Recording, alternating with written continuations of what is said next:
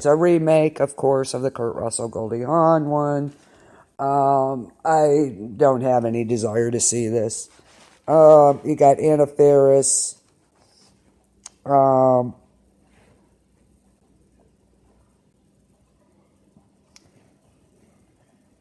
course, you know the plot to it.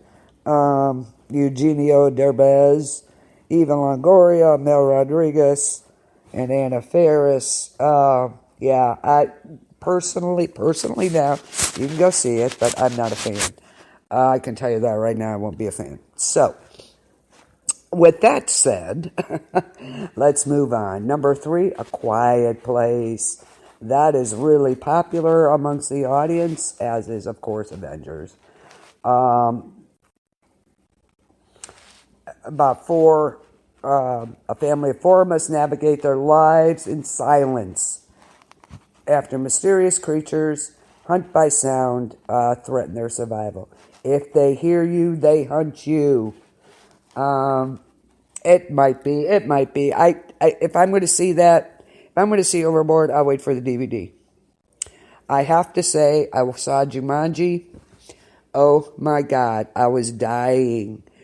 Jack Black is so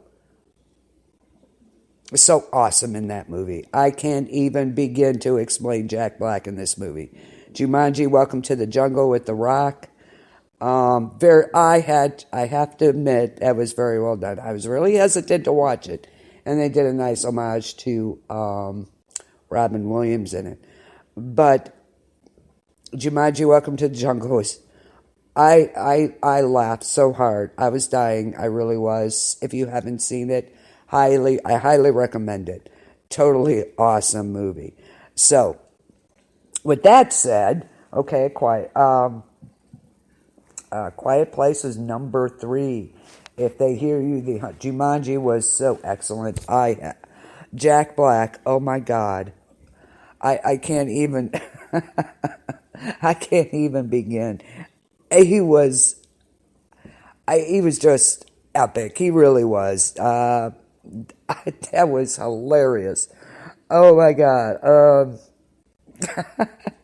Especially when he was peeing in the jungle. If you haven't seen it, see it. It was excellent. Okay. So number 1, Avengers. Number 2, Overboard. Number 3, A Quiet Place. Number 4, surprisingly, was I Feel Pretty, and that is with Amy Schumer, of course. I'm kind of surprised this is up there with that. It's about a woman who struggles with feelings of deep insecurity and low self-esteem. She wakes from a brutal fall in exercise class, believing she is a supermodel. I don't know. If it comes out on DVD, I might see it. That's not what I would go to see. That was so funny. They're like... that part. That was so funny. Yeah, don't aim. That movie was... I was not expecting it as well done as it was, but oh my God. His role was great. It was just great. Number 5 this week, Rampage. Yeah, you don't look, you never look. Yes, I was. Oh my God, that was so good. It was good. Number 5 was Rampage this week. Audiences love this movie. The movie's sheer button-mashing abandon satisfy audiences. It's a brainless blockbuster. Yeah, Rampage, that's with Dwayne Johnson, Jeffrey Dean Morgan. I will see this. I probably won't go to see. I'll wait till it comes out. But him and his bond with George, the extraordinarily intelligent silverback gorilla. It's about a rogue experiment gone awry, mutates George into a raging creature of enormous size, and of course are similarly altered animals. These newly created alpha predators tear across North America, destroying every thing in their path. But he wants, of course, he wants to save the creature that was once his friend. So that is number 5 this week. It's been out for 5 weeks, and it's still in the top 10. Tully was number 6 this week. Audiences liked it. Rotten Tomatoes gives it an 87%. Tully delves into the modern parenthood experience with a deft blend of humor and raw honesty. I'm still laughing about that movie. Jumanji, Welcome to the Jungle. Oh my God. Anyway, a mother of 3, including a newborn, is gifted a night nanny by her brother. Hesitant to be extravagant at first, she comes through. They form a unique bond with a thoughtful, surprising, and challenging young nanny named Tully. Charlize Theron, Mackenzie Davis, Mark Duplass, Emily Haynes. So, that might be, I don't know, not one. That's not my type of movie, but it might be a good movie. Number 7, still in the top 10 after 13 release weeks. Black Panther. Of course, that is up there, 96%. Definitely a must-see. It elevates superhero cinema to thrilling new heights, while telling one of MCU's most absorbing characters, absorbing stories, and a whole new cast of characters. And some of the most fully realized characters. It follows T'Challa, who after the events of Captain America Civil War returns home to take his place as king. An old enemy reappears on the radar. T'Challa's mettle as king, and Black Panther is tested when he is drawn into a conflict that puts the entire fate of Wakanda and the world at risk. Chadwick Boseman is totally awesome in this movie. Michael B. Jordan is in it. Dana Guerrera from Walking Dead, Michonne, she is in this. I believe she's one of the bodyguards. Martin Freeman.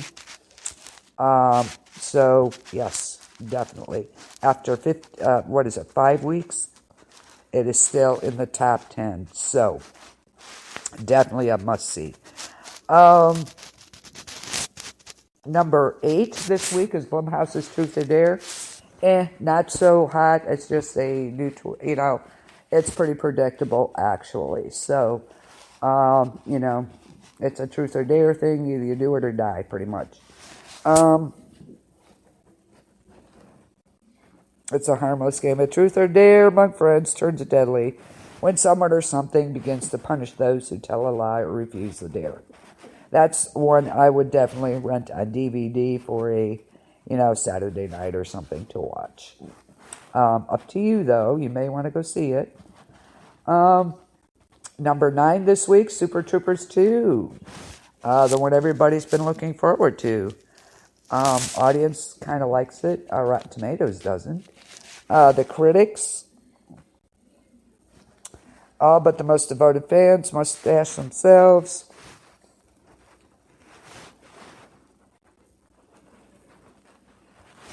have you seen Super Troopers 2 yet, Michelle?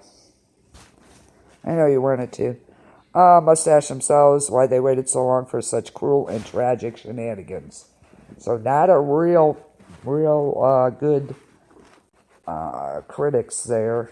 Don't have much good to say, so I don't know. Everyone's favorite law enforcement team is back by popular demand with the long-anticipated follow-up. I hope you are all not disappointed. I don't know. An international border dispute arises between the U.S., Canada, and the Super Troopers are called in. So, I have not seen it, so y'all are going to have to let me know how it was, okay? So, come let me know. Number 10, Rooster Blockers. You know what I said. Rooster Blockers is number 10 this week. It puts a gender swap spin on the teen sex comedy, elevated by strong performances, a smartly funny script, and enlightened perspective. Rooster Blockers. I don't know. I don't know if I can actually say the name of the movie. So we won't try. It's been out for 6 weeks. When three parents stumble upon their daughter's pact to lose their virginity at prom, they launch a covert one-night operation to stop them from sealing the deal. We have Leslie Mann from The Other Woman, Ike Barinholtz, Neighbors, Suicide Squad, and John Cena. So definitely have to, it's probably a good comedy. I have not gone to see it. Yes, I know, Michelle. Rooster Blockers. Okay, that was number 10 this week. That's pretty popular. Ready Player One is number 12, but that's been out for 7 weeks. So it's still up there. The audiences love it. That is one I want to see for sure. Ready Player One. And so we have a few movies to go see. And of course, I'm going to go see Infinity War Sunday night. Ooh, I cannot wait. Excuse me, guys.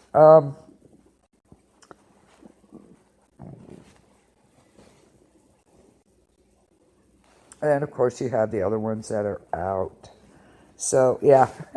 Rooster Blockers.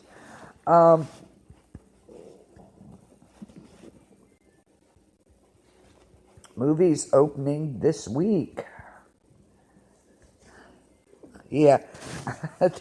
I liked it. It was great. Movies that open tonight are going to be as follows. Murder on the Orient Express was also good, I have to say. Breaking In opened today. Gabriel Union, Billy Burke. This is the one where the home invaders take the kid. She's outside breaking into her own home. So she's going to kick butt. But apparently not a real popular movie. At least not tonight. 30% Rotten Tomatoes, only 35% audience.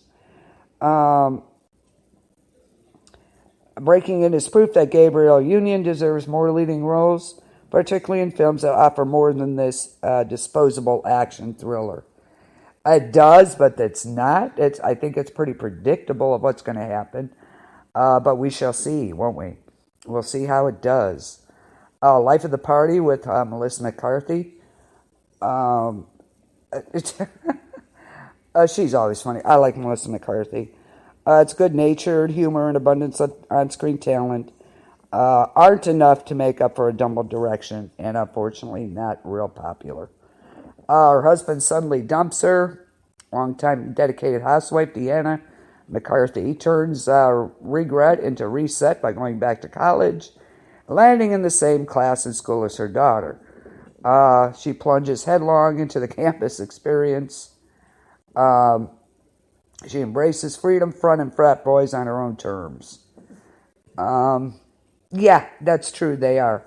They stereotyped her into that, unfortunately. I hope they don't do that with Gabriel Union. I really don't. So, yeah.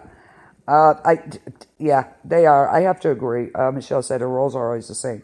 Pretty much, though. They are, and it's too bad they put her into that, box, so to speak. I like her, but yeah, you're right. That's not one I would go see. I would wait. Another one that opened tonight is Revenge, and this is Rotten Tomatoes gives it 90%, audience 60. So far, it just opened. It slices and dices genre tropes, working within an exploitation framework while adding a timely feminist spin. This is called Revenge. Yeah. A lot of them are that way, though, and it's sad that they do that.